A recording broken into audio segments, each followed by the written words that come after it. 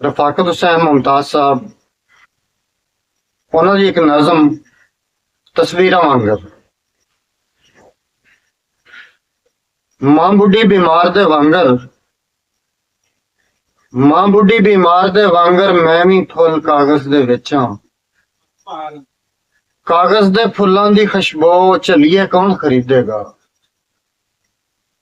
मां बुढ़ी बीमार दे वांगर, मैं भी फुल कागज दे विच हां।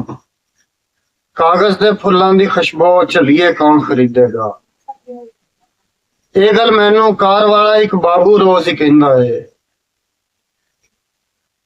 ये गल मैनू कार वाला एक बाबू रोज ही कहंदा है।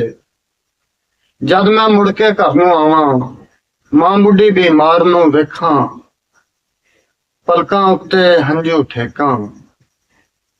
जद मैं मुड़ के घर नूं आवां, मां बुढ़ी बीमार नूं वेखां, पलकां उत्ते हंझू ठेकां।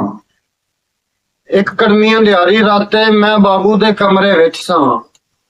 कमरे अंदर नंग मनंगियां वन सवनियां तस्वीरां सन। कमरे अंदर नंग मनंगियां वन सवनियां तस्वीरां सन। मैं भी सां तस्वीरां वांगर। चीजी मंगदे वीर दा चेहरा अखां सामने घुम रिहा सी। मां बुढ़ी बीमार दे हाड़े कन्नां दे विच गूंज रहे सन। चीजी मंगदे वीर दा चेहरा अखां सामने घुम रिहा सी। मां बुढ़ी बीमार दे हाड़े कन्नां दे विच गूंज रहे सन। मेरे दोहां हत्थां दे विच वन सवन्ने नोट जैसे।